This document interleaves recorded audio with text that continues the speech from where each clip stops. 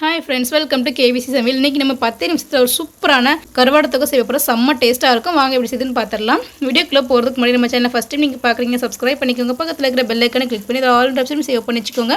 அப்போ தான் நான் போடக்கூடிய ஒவ்வொரு வீடியோஸும் நோட்டிஃபிகேஷனாக வரும். சப்ஸ்கிரைப் பண்ண பார்க்குற புது வியூவர்ஸும் சப்ஸ்கிரைப் பண்ணி சப்போர்ட் பண்ணுங்கள். வாங்க வீடியோக்குள்ளே போகலாம். இப்போ நம்ம கருவாடு தொக்கு செய்யறதுக்கு நான் ஒரு 5 கருவாடை வந்துட்டு சாலமீன் கருவாடு எடுத்துருக்கிறேன். இது வந்து நல்லா வந்து செதிலாம் க்ளீன் பண்ணிவிட்டு உள்ளுக்குள்ளே முள் எல்லாத்தையுமே எடுத்துகிட்டு நல்லா வந்து இந்த மாதிரி பாதி பாதியாக வந்து கட் பண்ணி வச்சுருக்கிறேன்.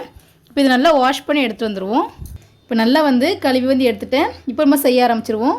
இப்போ அடுப்பில் வந்து ஒரு சின்ன கடாயை வச்சுக்கிறேன். இப்போ எண்ணெய் நல்லா சூடாகிடுச்சு. இப்போ நம்ம கழுவி வச்சுருக்கிற அந்த கருவாடை வந்துட்டு சேர்த்துக்குவோம். நான் வந்து இன்றைக்கி கொஞ்சமாக தான் வந்து கருவாடு தொக்கு வந்து செய்ய போகிறேன். அதனால் வந்து 5 கருவாடை மட்டும் எடுத்துருக்கிறேன். நீங்கள் எவ்வளோ செய்கிறீங்க அதுக்கு தகுந்த மாதிரி கருவாடு அளவில் கூட்டியோ குறைச்சியோ சேர்த்துக்கோங்க.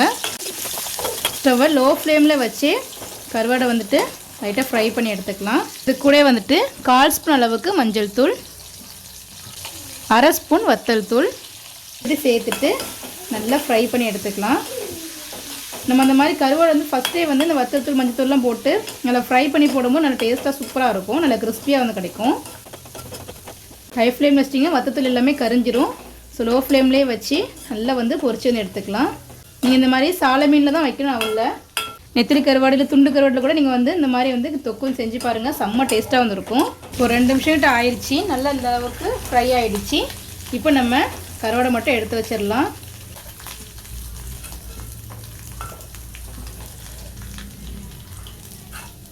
ரொம்ப கருவாடை போட்டு மிக்ஸ் பண்ணக்கூடாது. கருவாடை எல்லாமே வந்து உடஞ்சிரும். ஜென்டலாக மிக்ஸ் பண்ணி நல்லா ஃப்ரை பண்ணி எடுத்துப்போம். கருவாடுமே வந்து எடுத்தாச்சு. இது ஓரமாக இருக்கட்டும், ஃபைனலாக சேர்த்துக்கலாம். இப்போ அதே எண்ணெயில் ஒரு 2 வெங்காயத்தை இந்த மாதிரி பொடி பொடியாக கட் பண்ணி வந்து வச்சுருக்கிறேன். அதை வந்து சேர்த்துப்போம். தொக்குக்கு வந்துட்டு நல்லா பொடியாகவே கட் பண்ணிக்கோங்க. அப்போ தான் டேஸ்ட் நல்லா சூப்பராக வந்துருக்கும். நல்லா வதக்கி விட்டுடுவோம். நம்ம அதே எண்ணெயில் வந்து செய்யும் போது டேஸ்ட் இன்னுமே சூப்பராக வந்துருக்கும். இந்த வாசமே செம்மையாக இருக்கும். இப்போ லைட்டாக வந்து வதக்கியாச்சு. இது கூடவே வந்துட்டு ஒரு 5 பல் பூண்டை வந்து தட்டி வச்சுருக்கிற 1-2 அதையும் இது கூடவே சேர்த்துக்கலாம். இப்போ அதையும் சேர்த்துட்டு வெங்காயம் நல்லா கண்ணாடி பதம் வர அளவுக்கு வதக்கி விட்டுக்கலாம். ஒரு 2 நிமிஷம் ஆயிருக்கு. வெங்காயம் வந்து நல்லாவே வந்து ஒரு கண்ணாடி பதம் அளவுக்கு வதங்கிடுச்சு. இந்த அளவுக்கு வதங்கினதுக்கப்புறம் ஒரு 2 தக்காளியை இந்த மாதிரி பொடி பொடியாக கட் பண்ணி வச்சுருக்கேன். அதையும் இது கூடவே சேர்த்துக்கலாம். இப்போ அதையும் சேர்த்துட்டு நல்லா வதக்கி விட்டுடுவோம். இந்தளவுக்கு லைட்டாக வதக்கி விட்டாச்சு. இதுக்கு தேவையான அளவுக்கு உப்பு சேர்த்துக்கலாம். நிறைய சேர்க்க வேண்டாம். கருவாட்டில் ஏற்கனவே உப்பு வந்து இருக்கும். ஆனால் இந்த வெங்காயம் தக்காளி இதுக்கு மட்டும் உப்பு சேர்த்துக்கலாம்.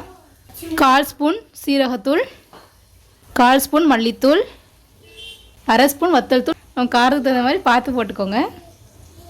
1/4 ஸ்பூன் மஞ்சள் தூள். இப்போ எல்லாத்தையும் சேர்த்து நல்லா வதக்கி விட்டுடுவோம்.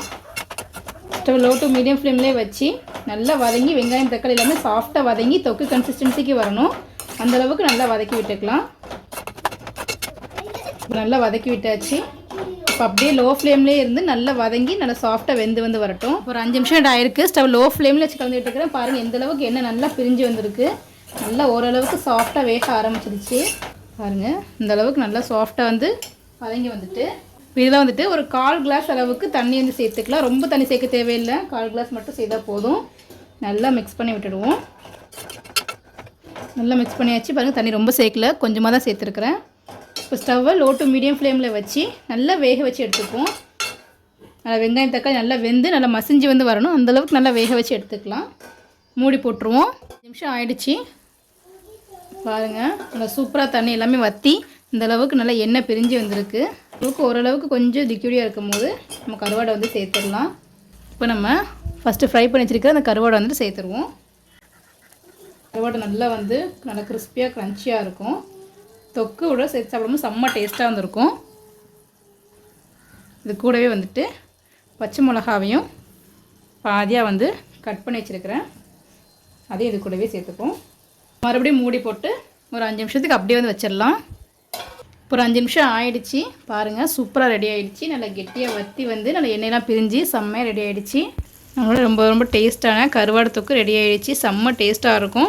நீங்கள் இந்த கருவாடு தொக்கு வந்து அப்படியே சுடுசோரில் போட்டு சாப்பிட்டு பார்த்தீங்கன்னா அவ்வளோ டேஸ்ட்டாக வந்துருக்கும். இது வந்து ரச சாதம், சாம்பார் சாதம், தயிர் சாதம் எல்லாத்துக்குமே அல்டிமேட் காம்பினேஷனாக வந்துருக்கும். கண்டிப்பாக நீங்கள் வீட்டில் ட்ரை பண்ணி பாருங்கள். எப்படின்னு சொல்லி கமெண்ட் பண்ணுங்கள். இந்த வீடியோ உங்களுக்கு பிடிச்சிருக்குன்னு நினைக்கிறேன். பிடிச்சிருந்தா லைக் பண்ணிக்கோங்க. உங்கள் ஃப்ரெண்ட்ஸ் அண்ட் ஃபேமிலிஸ்க்கும் ஷேர் பண்ணுங்கள். இது போல் நிறைய வீடியோஸ் பார்க்கணும். மறக்காம சேனலுக்கு சப்ஸ்கிரைப் பண்ணிக்கோங்க. தேங்க்ஸ் ஃபார் வாட்சிங்.